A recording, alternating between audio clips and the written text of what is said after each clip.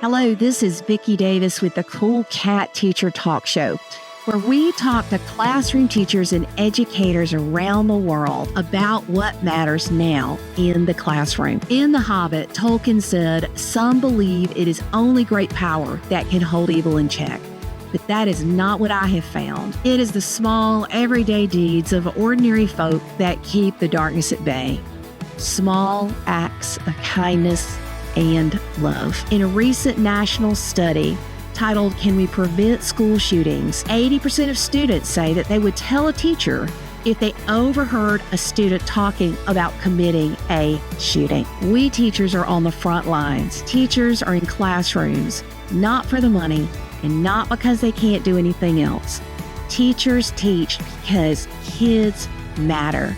The purpose of today's show is to tell the inspiring stories of brave educators everywhere who are doing noble things in hard times. We'll also share the research about what actually works to decrease school violence. Some think we need to just build up walls when in fact we may need to tear down the walls and build up relationships. Stay tuned. It's time for Cool Cat Teacher Talk. Ever wondered how remarkable teaching happens? Find out right now at Cool Cat Teacher Talk with award-winning teacher Vicki Davis. Get insights from top educators, tech tips, and inspiration to elevate your teaching. Today's show is educators talk about school safety and building positive relationships with students. In today's broadcast, we'll discuss the timely but difficult topic of preventing school shootings. We will be encouraged to bring hope to our communities through the promises kept by Frank DeAngelis, principal of Columbine High School. We'll discuss the importance of character building using social-emotional learning with Scarlett Lewis, and how to implement safe school design with Dr. Tracie Anderson Swilley. We'll also learn how and why to create powerful relationships with students with Darrell, Coach D. Andrews. Let's start talking. First, I would like you to meet Frank DeAngelis, the principal of Columbine High School for 35 years. After those tragic shootings in 1999, DeAngelis mourned with the whole community, and he vowed to spend his life never forgetting those who were murdered, injured, and everyone impacted by the tragedy. Just after he retired, he wrote his memoir, They Call Me Mr. D. I sat down with Frank, and he told me his story on episodes 466 and 467 of the 10-Minute Teacher podcast. Today, we're talking with Frank DeAngelis. They call me Mr. D. Frank, you also said they've called you Papa D. They've called you quite a few things, but, sometimes history chooses us. And in this case, Frank, history chose you. Tell our audience a little bit about how history chose you and the challenges that you've had to overcome as a principal of Columbine High School. Well, Vicki, thank you. And, the book, They Call Me Mr. D, it's my memoir, but it's also the story of Columbine's heart, resilience, and recovery. I started out at Columbine High School back in 1979, and it was real interesting because originally I thought I wanted to be an accountant, but my passion wasn't there, and I'm all about passion. I had an uncle who told me, choose a job you love and you never have to work a day in your life. Love what you do and do what you love. And so I thought back to a teacher who had a major impact on my life, Mr. Dittman. He was my baseball coach and he was my psychology teacher. So I decided to choose education. And I was very fortunate once I graduated with my degree in education. I was hired by Columbine High School to teach social studies. So I taught American history and I did some coaching. I was an assistant football and head baseball coach.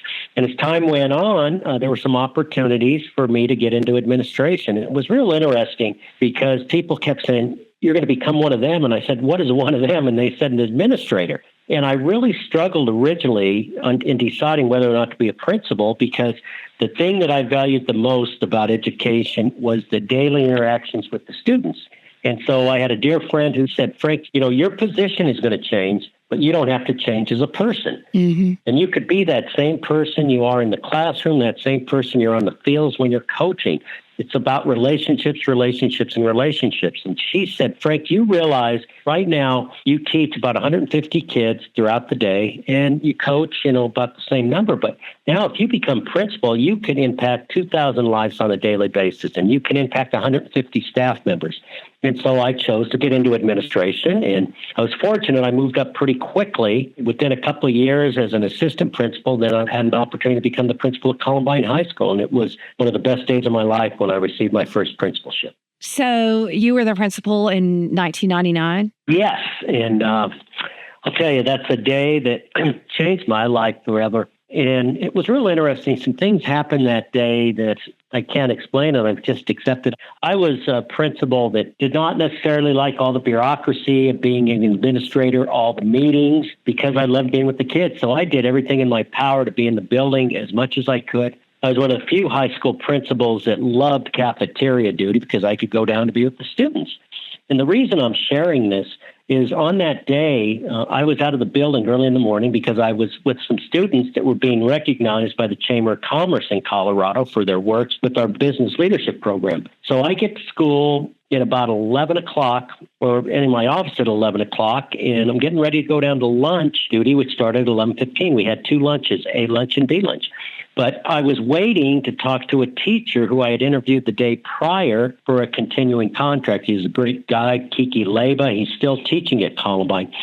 So we sat down in my office, and before we could start that conversation, my secretary, Susan White, comes running towards the door, and I can remember it so vividly. She did a face plant in this little window that was on the door. And so I knew something was wrong. And when she opened the door, she said, Frank, there's been a report of gunfire. And the first thing that crossed my mind is this has to be a senior prank. In the 20 years I was at Columbine, I could count on two hands the number of fist fights we had. So when those roars rang out, it was not resonating with me.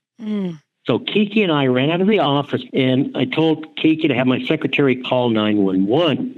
And when I ran out of my office, my worst nightmare became a reality because about 100 yards away, I saw a gunman coming towards me with a long rifle. And I went through some fight, flight, and freeze, and everything just seemed to slow down. And there were things that were magnified. For example, the flashing lights were just magnified, but I was able to turn off the sound of the fire alarm. It was so loud that people could not communicate, even if they were within a few feet of each other. And as I ran out of my office, I thought I walked out very calmly, but what Kiki indicated, my secretary indicated, I ran straight towards the gunfire. And what happened is I briefly blacked out, but I saw girls, and all of a sudden girls were coming out of the locker room, and they were unaware what was happening. They were getting ready to go to physical education class. And I had police officers say, Frank, why would you run towards the gunfire? Yeah. The reason I ran towards gunfire because my kids were in danger. And I want to do, as a principal, take on that Papa D role that I take care of my kids. They were all of my kids. I was able to get to that area, but the gunman was still coming towards us. The girls are screaming. And I wanted to get inside the gymnasium because I knew that would be a safe place if we could get in there. But unfortunately, the door was locked. And one of the miraculous things to happen that day is in my suit coat pocket, I had 35 keys on a key ring. And I reached down in my pocket. And again, the sounds of shots are getting closer. Girls are screaming. I reach in my pocket. The first key I pull out, I stick in the door, and it opened on the first try. Oh, wow. And, people say, I cannot believe that happened. And it wasn't that key was specially marked. It was someone directed my hand, because when we go through training, people are saying, you are in a state of shock. Your fine motor skills are diminished. And I was able to get that one key. And today, there are girls that were with me mail me pictures of their children and their husbands. So we were so fortunate. We got behind locked doors, and I was able then to go outside to make sure it was safe, because it had been reported that there were snipers outside. So I told the girls, I promise I'll be right back in as soon as I ensure it's safe. And I came back in and got the girls, and we ended up going over to Clement Park, and I ended up working with the police the rest of the day until later that evening.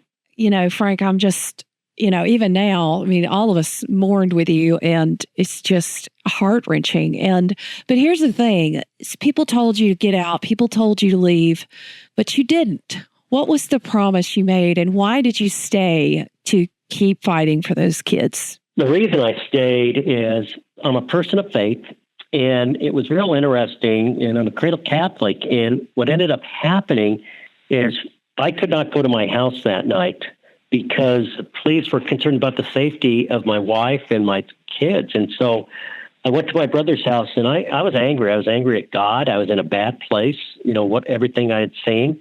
But all of a sudden, 2 days later, the priest says, Frank, you need to come down to the parish, St. Francis of Bree, where I'd been a member for 20 years. So I reluctantly go down to the church. There's about 1,200 people in the sacristy.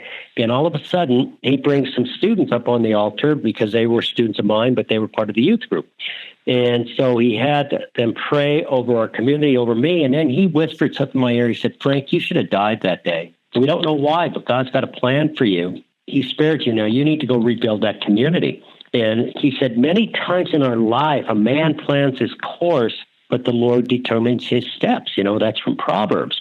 And then he said, Frank, I'm going to tell you that there's going to be times you're down, but every time you get down, the good Lord is going to grab you by that hand and pick you up and carry you. And he said, you can't give up hope. And he said, many times we got to live by faith, not by sight. And he said, this is a difficult time in your life, but he says, many times difficulties are really blessings in disguise. So I took that to heart. I got into counseling, and between the counseling and my faith and my family, I was able to continue. And originally I made a promise I was going to stay for 3 years until the class of 2002 graduated. They were freshmen. But I realized that, I still had 10 years before I could even contemplate retirement. And so all of a sudden, 3 years is approaching. It's the summer of 2001, starting the new school year. I went for a walk, and I said, God, give me some answers. And he said, Frank, in my mind, you can't leave. And I'm having this conversation. He said, you can't leave. You have not fulfilled that promise to rebuild that community. So it was at that point that I went back and I said, I want to be there until every kid who was in an elementary school graduated, because even though they weren't in the building, they were impacted. They would come to Columbine and saying, Mr. D, I remember going over to the park where it was a makeshift memorial. I remember we couldn't get down into our community because of all the police officers were there. And they said, I'll never forget that day. So I said I wanted to be there. So fast forward to 2012, I'm getting ready to retire. And I get a phone call from a parent, and they said, Frank, we need to talk. And you said, you can't retire. And I said, well, I did make that promise until all the kids graduate. I said, no, you don't understand. My kid was in the first year of a 2-year preschool program, so you need to stay a couple more years. So I stayed 2 more years. And it made me feel good that, people weren't saying, gosh, when is he going to leave? When is he going to leave? People wanted me to stay. So that made me feel good. So when I handed out those final diplomas to the class of 2014, I fulfilled that promise I made back on April 22nd of 1999. Frank, so many principals and so many teachers go through very difficult things. This is a new day, and it's heartbreaking. What is your advice to those who have the unimaginable happen at their school? Okay, I can remember making a comment after the Columbine tragedy happened, and it rings true 20 years later. I joined a club in which no one wants to be a member.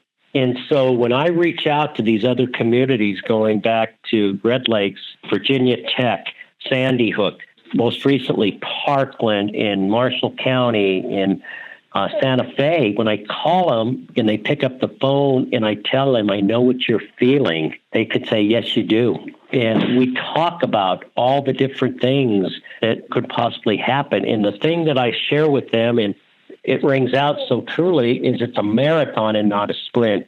And you're not going to wake up some morning and everything's going to get back to normal. But I assured them that this was just the beginning of a relationship, that I was going to be able to travel with them during this road to recovery.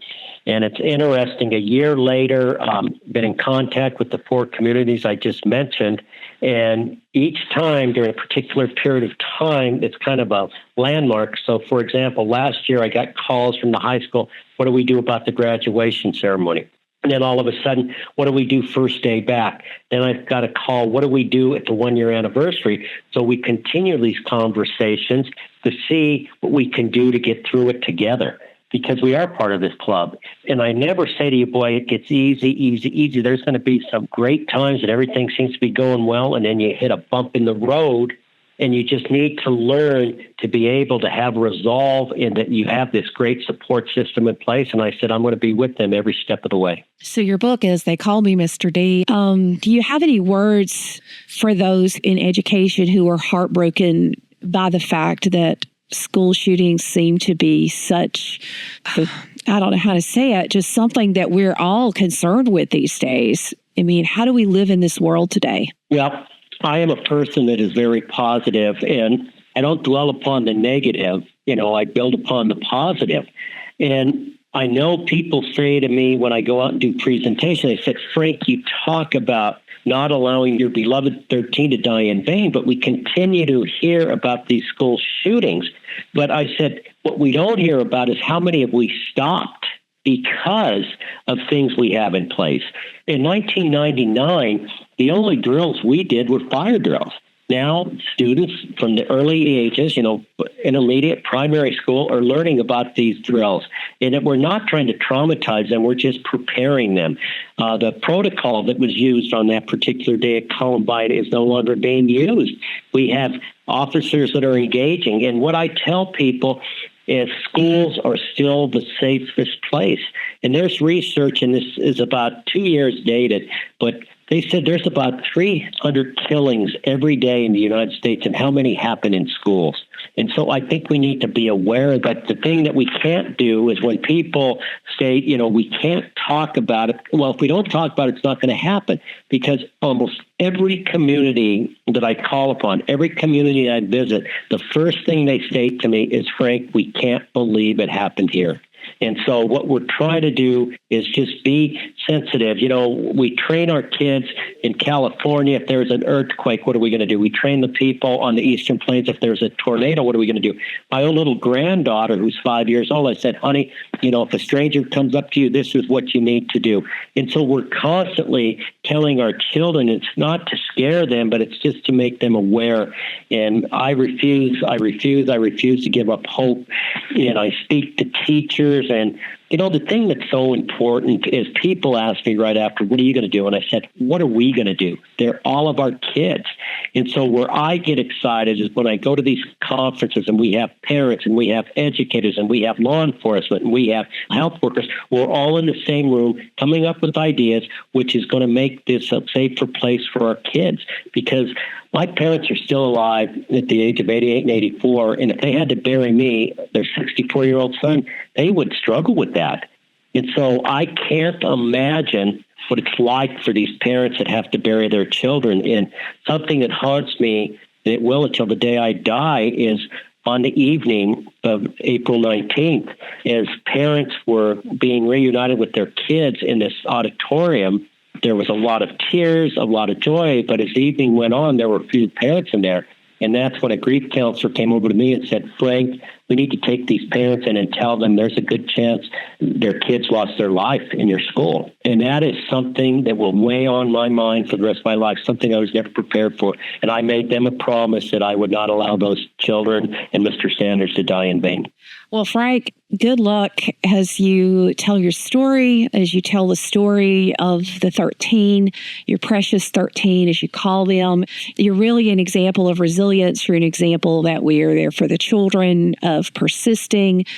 And there's so much more in the book. This is one of those books that you just can't put down. It's a fantastic book. The name of the book is They Call Me Mr. D. And Frank, thank you for telling your story and for encouraging us, because I'm also positive and encouraging what we do is important. And those drills that we do, in addition to fire and tornado, they are important. Active shooter drills are important, and we need to do those. And we've done them at my school several times, and then we do debriefings and get better at it every single time, because these students are precious and we have to take action to protect them. And Vicki, one last thing. The one chapter, if they don't read any of the chapters, read the last chapter, because it's actually taken from what the parents wrote about their kids. And it's very, very touching to learn about these kids and what they meant. And they were just fantastic, and they serve inspiration to me. So once again, thank you so much for the opportunity.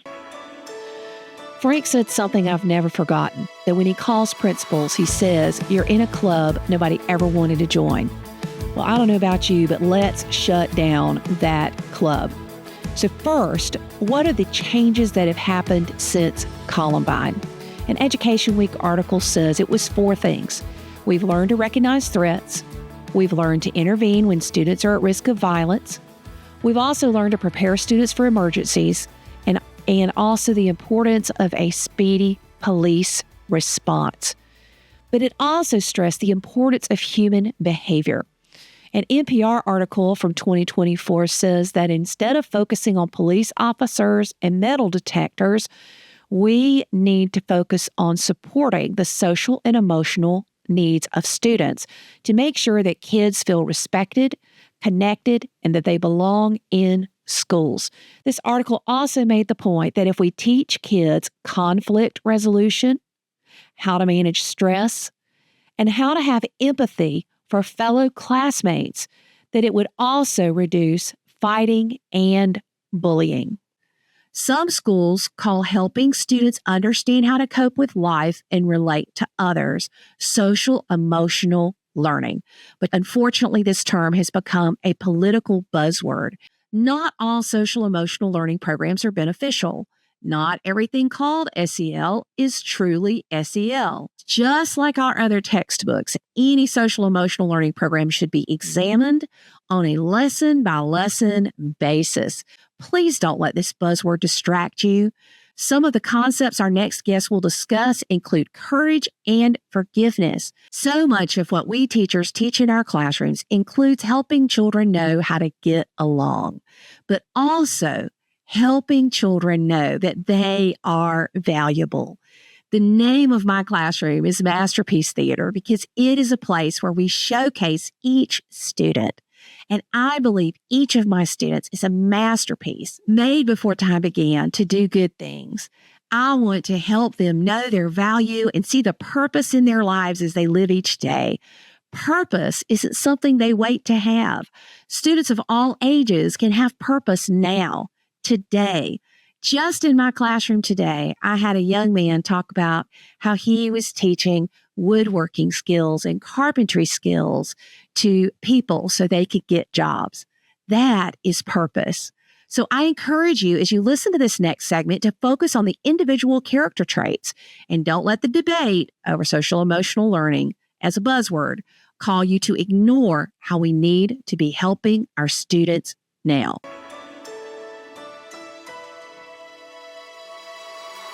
This next interview is with Scarlett Lewis, a mother of a precious young boy, Jesse, who helped his classmates get to safety before he was tragically killed at Sandy Hook.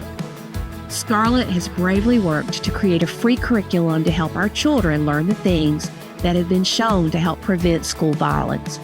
Let's talk to Scarlett about what she's done to find out what can be done to prevent future tragedies and the skills we all need to be teaching our children. From episode 234 of the 10-Minute Teacher Podcast. We need to remember that what happened in Sandy Hook, the worst school shooting in history of the United States, actually happened to young children. And if we have a method that we can use in our classrooms to help us reduce this sort of thing, we need to do it. So this is an important one. We do need to protect the kids, and that's what this show is about. SEL and creating safe learning environments. 3 lessons from Sandy Hook every educator should know. We're handling so many difficult things in schools today, and Scarlett Lewis is with us today to talk about one of those very difficult issues. Now, Scarlett, tell us a little bit about your son, Jesse, and his story and what you're doing as a result. Thanks, Vicki. I'm so happy to be on your show and speaking with educators who are my heroes, by the way, because they have the most important job in the world, and that's the ability to transform and even save lives on a daily basis. So following my personal tragedy where my 6-year-old son was shot in his first grade classroom alongside 19 of his classmates and 6 educators in one of the worst mass shootings in U.S. history. Of course, this was perpetrated by a former student of that school and also a Sandy Hook resident. Following that personal devastation, I made the decision that I wanted to be part of the solution. And actually, I was heartened to find that there is a solution, and it's called social and emotional learning. In fact, there was a report that came out following the shooting called the Sandy Hook Advisory Commission Report. This was a commission of professionals that were given unprecedented access to all the records, and they were asked to find out how something like this could happen and what could be done to prevent it from happening again. And they came up with 3 things in no particular order: gun safety, more access to mental health, and social emotional learning. In fact, the report says actually if there had been social emotional learning, the tragedy might not have happened. And I had already been saying for 2 years before the report came out that the tragedy absolutely would not have happened with social emotional learning. So I've really made it my life's mission to make sure that every child has access to what we know is in the best interest of children for their entire lifetime. Now, you've actually related social emotional learning to neuroscience. Now, there are a lot of folks who label social emotional learning for all kinds of things, right? But help us understand what actually works. And you're also going to tell us about your free program. So what I did was I kind of looked at what we're currently teaching in school and the programming that is effective statistically and the programming that isn't effective statistically. And I really took the best of the best. And it's not only social emotional learning, but it's emotional intelligence, it's positive psychology, it's character education, it's mindfulness, it's neuroscience. I took all of the best and put it into one program, comprehensive, pre-K through 12th grade, and I made it free so that every child can have access. It's based on CASEL, the Collaborative for Academic Social and Emotional Learning, 5 core social emotional competencies. We made it easy to teach and easy to learn. I actually worked with educators to create this program. So it's written by educators for educators, and I think the only program that is. So this is the Choose Love Enrichment Program, right? It's the Choose Love Enrichment Program, and it's available for free on the Jessie Lewis Choose Love Movement website. Okay, so give us an example of an activity or something that should be taught in this category of social emotional learning that works.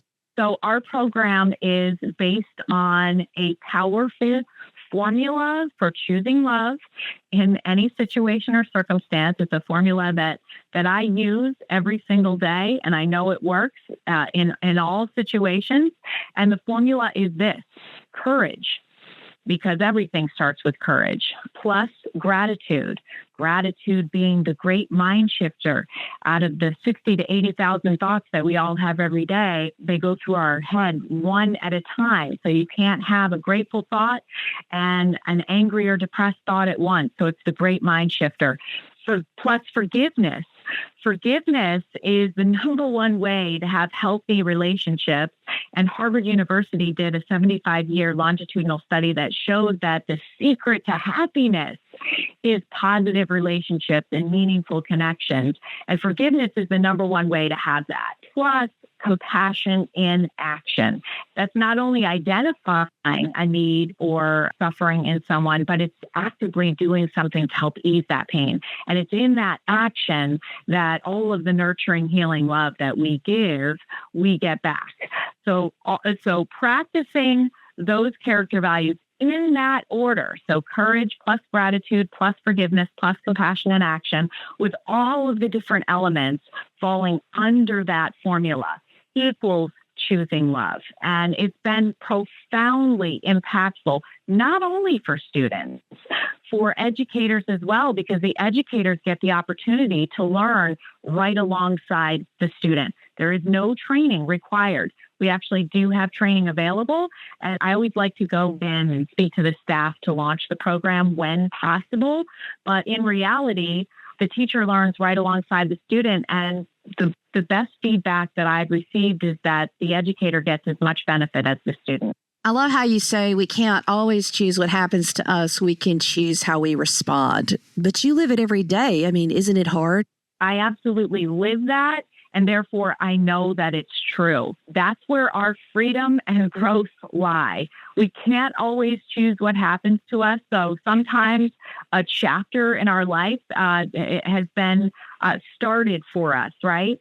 But we can always choose how we respond when we thoughtfully respond, and we can always choose love. That means that even if your chapter was started for you, you can write the ending. And that's where your power lies. A lot of times, I think, especially with everything that's going on in our world today, we feel like all this stuff is happening around us and we have no control.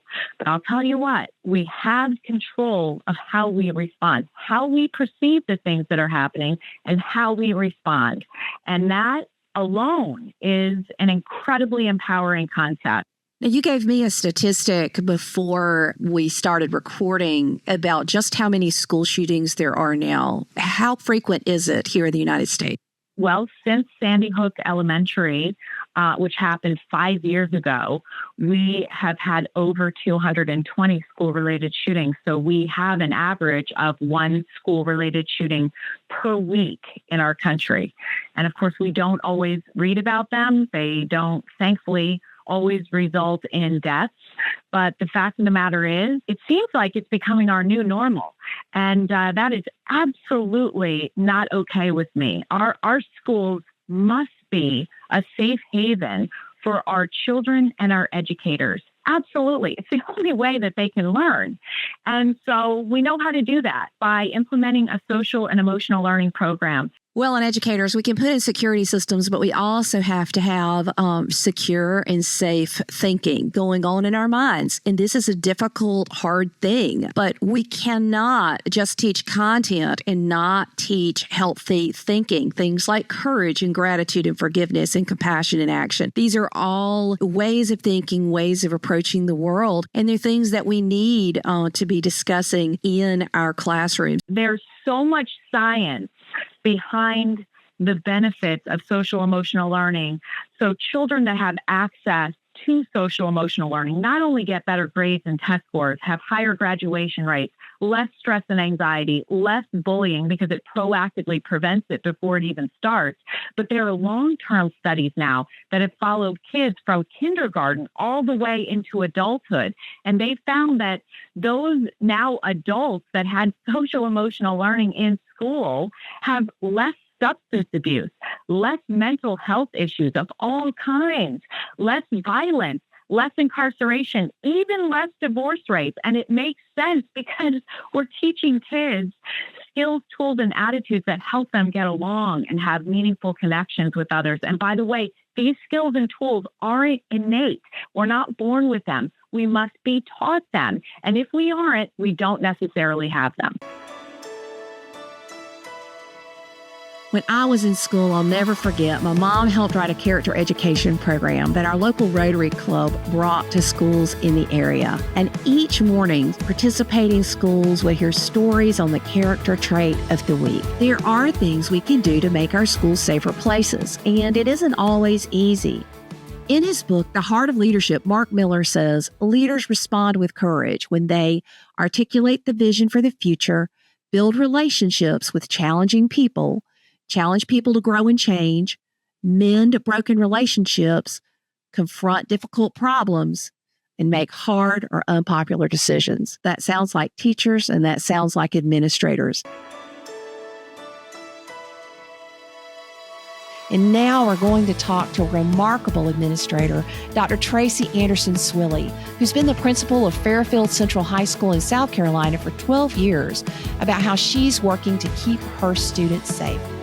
A full interview with Dr. Swilley will be on an upcoming episode of the 10-Minute Teacher Podcast. Let's listen to her interview.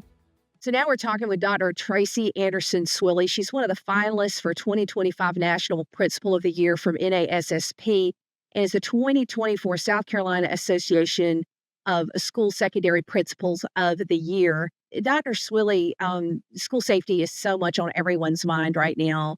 What do you do to ensure that your students are safe? I think that's a very serious concept, and something that I take very seriously is the safety and well-being of all of my students and my staff. That's something we think about every time we hear of an incident on the news, it makes my heart heavy because no one went into education thinking we could possibly be going to war. And that's sometimes what you step into when you have an active shooter type situation. So some of the things that we have done is try to take all of the necessary precautions, and we practice drills with our students so they know what to do in a crisis situation, whether it be a weather situation, whether it be an active shooter intruder situation. So we try to do those regularly to prepare our students on what to do. We have metal detectors here at our school, and that was one thing that it took me a while to embrace as a principal because of the stigmas that can also be associated with a metal detector in your school, as if to say you have problems. But I had to sit back, think, research, and just learn that, look, schools are the hub of communities, meaning things that are happening in a community anywhere can happen in a school. And Yeah. so you can't just be reactive, you have to be proactive. And so that's the stance that I took in educating our community and educating my students about why they were walking through a metal detector, kind of wanting to hear their voice. So I talked with my students about it. And believe it or not, the students were afraid. Although we had had no incident here at our school, they felt better with metal detectors. And so did staff. So they walked through metal detectors in the morning. We walked through metal detectors for any games, any events that we have here. We have a clear bag policy here on campus as well for events, not for the day-to-day school, but for events. We have changed the entrance to our school building. Our school was built back in the early 80s. And so you didn't really have to think about that then.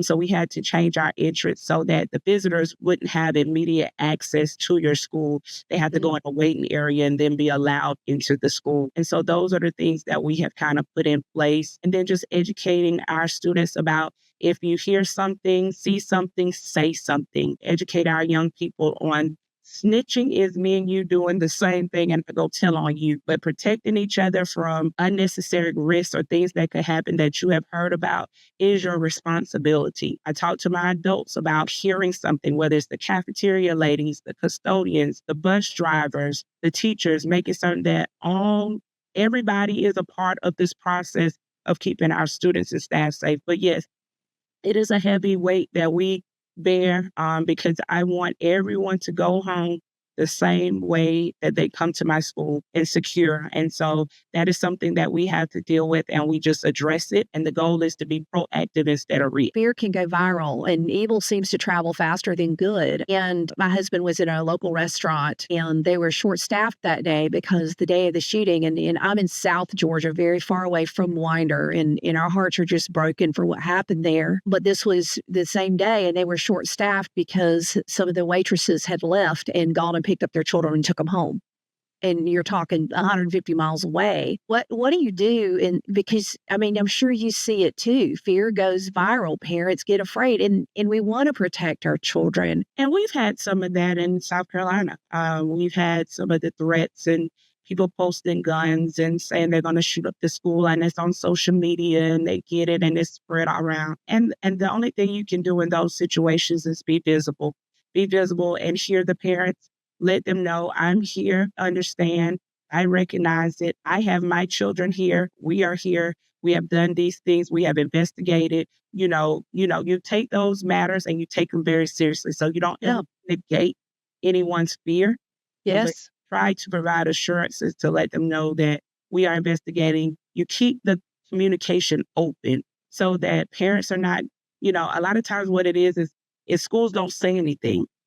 And so you may have the information, but you don't want to say anything. So I have learned that more communication over communication helps ease some of those fears. And now I still have parents who have opted, when there's been a threat of school violence, to keep their students home. And then I still assure them of what precautions we have on campus. I let them know. And then I post again at the end of the day that we had a great day here at Fairfield Central High School, just to over communicate with them, to let them know. Because one of the things I had to realize as a parent is that I couldn't imagine not knowing what's happening inside of the building. And so the goal as the principal is to let our parents know what is happening. Because I'm able to wear the lens of mom and principal at the same time, and children on campus with me, I can see the interactions. I can know they're safe. I know all these things. And so I try to communicate that to other mothers and fathers and grandmothers and aunts and uncles to let them know what day-to-day looks like at Fairfield Central so that they can kind of go to work and put their mind at ease. So when we had those things, I would kind of comment on social media. I would go live and let them know we're having a great day here, just to kind of keep people's mind at ease on what is happening, because you don't know, and it could happen anywhere, and it's scary. And so I just to give my parents a lens to view in the school day so they know what's going on. And lots of people have solutions, but this is a difficult issue. And as educators who are in school every day, we have to operate in the world in which we live. Absolutely. And unfortunately, this is the world in which we live. And it just takes those brave steps of saying, hey, okay, metal detectors. And these are the precautions, restricting entrance to the school and in all the drills that we do when there's right ways to do those. Dr. Tracie Anderson Swilley, congratulations on your awards. And thank you so much for coming on the show. Thank you for having me. And as I'm writing today's show, I was shocked as I opened an old journal of mine from when I was a 10th grader. Well, besides the I love boys written in big letters in the front cover, actually had some profound words in the journal relating to today. Dear Diary, I wonder why there has to be so much violence on TV and movies. It's all so senseless. Really, who wants to see one living, breathing human being hit another living, breathing human being and cause him pain and suffering? One could just say, well, that's how things are. Well, I say, that's how we say things are, and we allow them to be that way. We need to say what we won't accept in this society and won't permit, and it won't be that way. God help me do something about it. My life is only one small needle in a haystack, but so help me. God can even use a needle to change the whole stack. Nothing like a 15-year-old version of yourself full of hope and determination to call yourself on the carpet and realize this is something we have to talk about. We need to say things we won't accept in this society and get busy doing something about it. So I want to get to some practical tips to make our schools safer places based upon the research. Teachers, we know we're on the front lines. We have to relate to educate, but we also have to relate to stop the hate. For example, Molly Hudgens of Ashland City, Tennessee, was selected as a Congressional Medal of Honor winner when she spoke with a 14-year-old student for 45 minutes who was planning to shoot teachers and administrators at Sycamore Middle School. No shots were fired. Her relationship with that student saved her own life and that of students in her school. The young man brought the loaded gun into her guidance office and said, I'm here with you because you're the only person who can talk me out of this. I like to reiterate something Frank DeAngelis said earlier in today's show. How often do we hear about school shootings that are averted? First, we have to build relationships with our students. We all need to be part of students' lives, and parents are also such an important part of this. By all of us putting our phones down and spending time talking to children, helping them with skills we've talked about in today's show, we as parents, grandparents, aunts, uncles, and teachers can do our part to help children learn how to get along. As we focus for a moment on encouraging positive relationships between teachers and students, we'll let Darrell Andrews tell his story. Darrell is called Coach D by the many schools and businesses where he is a motivational speaker and author. Coach D's story of the teacher who changed his life is taken from episode 571 of the 10-Minute Teacher Podcast. Programs, administrator across the board, but I'm not blind to the fact that I'm able to do this because of something that happened years ago, a door that opened for me. And it started when I was in the third grade, where I was at one school in Syracuse, New York. And at that time, they started the busing program. And they decided to bus some of the students from the inner city of Syracuse to the schools in the suburbs. And I was bused to a school by the name of Nichols Elementary in what's called Eastwood, New York. Again, I'm from Syracuse, New York. It was frustrating, and it was also somewhat traumatizing because I was very comfortable in my school. And so I ended up going to the school, Eastwood, where I really didn't know anyone. I was young, young kid, didn't have any friends, didn't have any people who knew me. Educators didn't really know me that well. And so it was a challenge. I was somehow able to make it happen. There were some good educators in my earlier years, but I noticed around the fourth grade, there was a teacher by the name of Mr. F at this school that I really wanted to connect with. And he was a sixth grade teacher. So when I was in the fourth grade, I said, if I can really just do my best, when I get to the sixth grade, they're going to make Mr. F my teacher. Well, to my surprise, when I got to the sixth grade, they put me in the class with a teacher by the name of Miss Palmer. And I'm sure every teacher that's listening to you on this podcast would know that every now and then you have kids that are upset. Mm-hmm. And I was one of those kids because I really wanted to be in Mr. F class. I worked hard in school to get there. And they put me into Miss Palmer's class. And I went to the principal with my mom to talk about it. He said, young man, no matter how you feel, you're in Miss Palmer's class. Well, so I said, okay. So I went to Miss Palmer's class, and probably for about 2 or 3 months, I had a bad attitude. I showed up with a bad attitude. Keep in mind, I was only in the sixth grade. I was young, come from a tough neighborhood, all kinds of stuff. So, but every day, Miss Palmer, when I would walk in that class, smiled at me. She would show me care. She would show me compassion. And after about a couple of months, that started to really get to me. And I'll never forget this moment that was kind of a crossroads for me. I walked into the class and she asked me to come over to speak to her. And I said, no. I sat in my chair. I was still being rebellious. And she walked over to me. She looked me in the eyes. She put her hand on my shoulder and she said, young man, I want to tell you something. It doesn't matter what you say or what you do. I'll never, ever give up on you. And it was that moment that my life was changed because I thought I needed Mr. F and I really needed Miss Palmer. Wow. She turned it out to be the person that I needed. And so let's jump ahead. I became a good student, went on to middle school from there, went to high school, graduated from college, became the first person in my family to graduate from college, went on and, married a beautiful woman. She's a systems engineer at a nuclear facility. I have a degree. She had a degree. We live in this beautiful life. And then I thought about how did I end up here? And it went back to that moment with Miss Palmer. So to make this long story short, I went back to my hometown trying to find her and I couldn't. This is some 30 something years later, trying to find her and I couldn't. So I finally did a Google search. Through the Google search, I found this teacher in a town outside of Syracuse by the name of Miss Palmer, but it wasn't, we're now 30 something years later. So I saw the teacher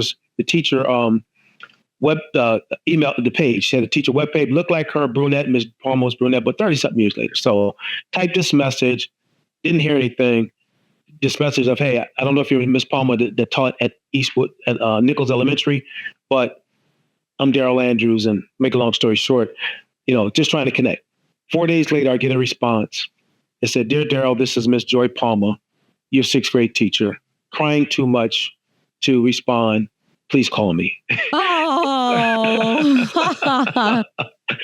Wow. And we both were on the phone. And I'm 6'2", 235 pounds. And I was on the phone crying like a baby.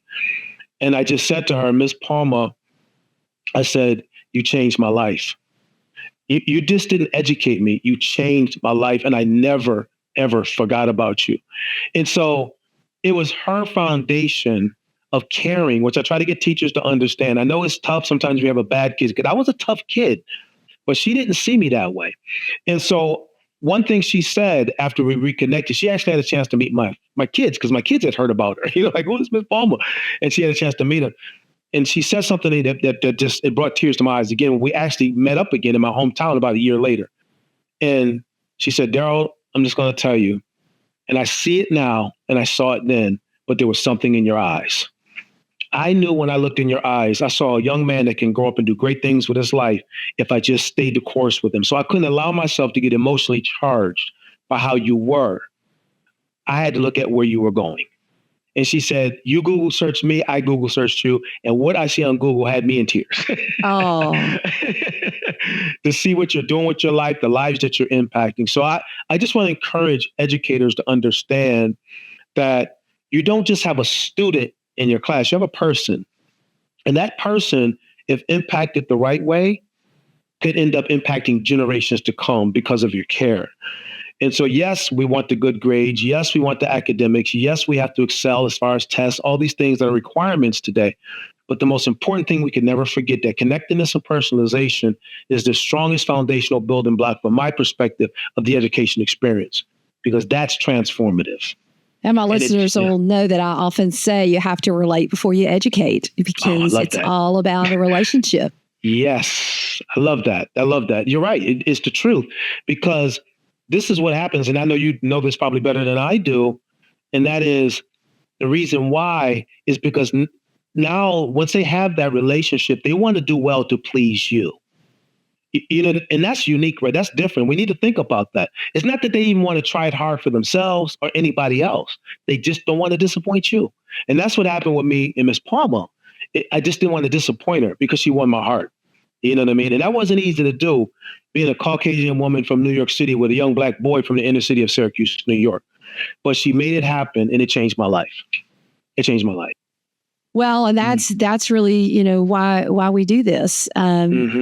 We do want to change lives. Yeah, we have things to teach, but you know, years later, you remember that one moment with her. Yes.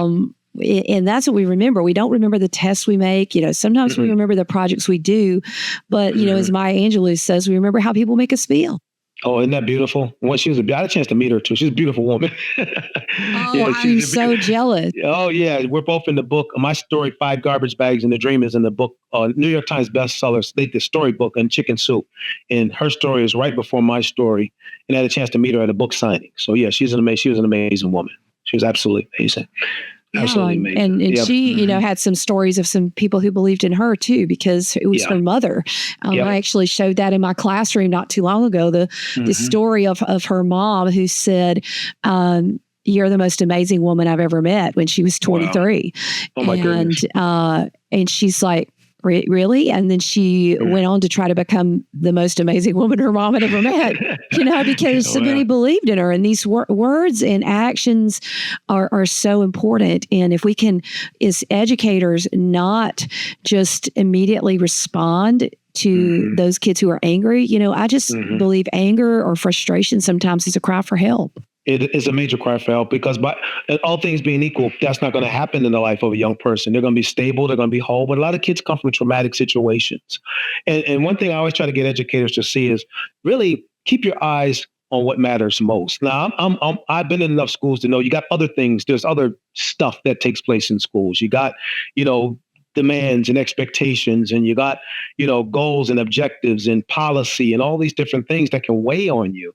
But the most important thing we can do in the midst of all of that is keep our focus on what matters most. And that's those little people sitting in the chairs, or big people if you're in high school, that sit in the chairs every day, that are basically, their lives are in our hands for, you know, how many days we have them throughout the year.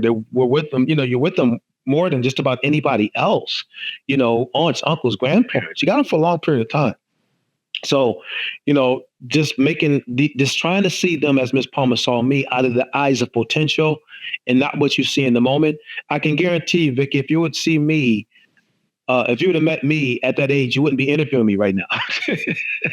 I was a different person back then. But today I'm a man that is using his life to make a difference, all because of the words within a 2-minute time frame of a 6th grade teacher. And of course, it took many, many months to get up to that 2-minute time frame of her giving you more grace than you deserved. And I think that, you know, giving kids grace, you know, we have to hold them accountable, but giving kids grace is just something that is often needed and can often turn that corner. So we've already talked about how building positive relationships with students is one of the best things we can do to make schools safer. Second, we all need to actively work to prevent bullying in our schools. It's not enough that our child is not getting picked on or bullied.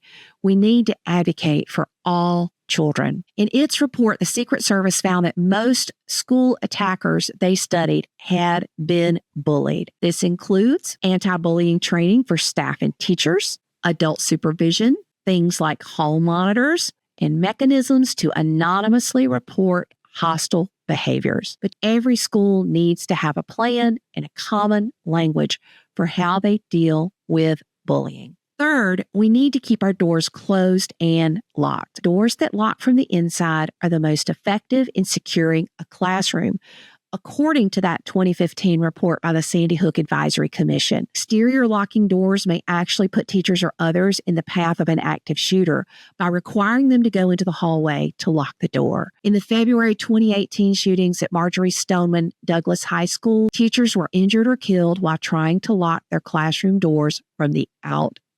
And when you have drills, we need to talk to students in a way that helps them process and remain calm. Preparing students for such circumstances helps everyone know what to do and how to do it. But as I've thought about today's show, I think of one of the greatest students I've ever taught, a little boy named Malachi. He passed away from terminal cancer on October 28, 2018. At the time, I would eat middle school lunch, and a little bit early each day, I would leave the lunchroom so that I could get to my classroom before a passel of lively, energetic seventh graders would get to my class. Another young man and one of his friends also left early.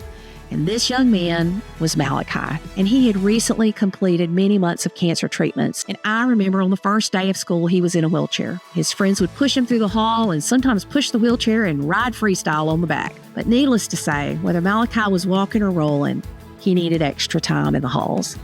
So by the time I had this conversation with Malachi, he was walking just in front of me. And then I noticed his rainbow socks. And so I compliment them. I'm like, Malachi, I love those rainbow socks.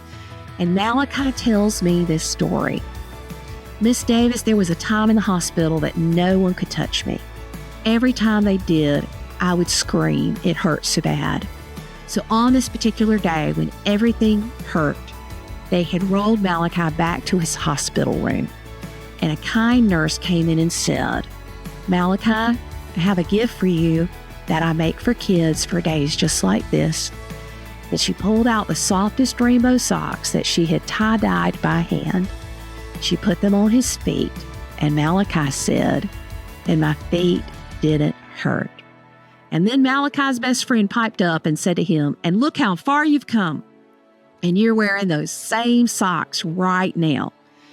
Malachi grinned at me as I slowed to enter the door of my room and says, yeah, look at me now, Miss Davis, and I have further to go. And as he smiled back over his shoulder with a knowing look, he took off in a jog. And it did not matter to me that there was no running in the halls. I watched as he and his little buddy laughed and ran out the door towards their lockers. And what I learned from Malachi that day has carried me through and helped me in the pain of life is that in every pain, and in every struggle, and in every hurt, there's someone who gently buys the softest socks they can find and tie-dyes them in their sink, a happy rainbow color. So, my friends, you are not listening to this episode by accident. I hope this episode is my pair of rainbow socks for someone out there who is hurting, because you can make a difference. Can you think of one child right now who is having a hard time? Why not call them and take them out for ice cream, or help them go to band camp, or cheer for them at their sports game? This generation needs us to step up and be there for them and show them how important they are. We can't help every child, but I know you can think of one child to help right now. Because aren't we all just ordinary people trying to do deeds of kindness to push back the darkness? And if enough of us ordinary people do enough small deeds of kindness, we can be the needle that changes the whole stack. Stay in the loop. Visit coolcatteacher.com for the latest tips and trends. See you later, educators.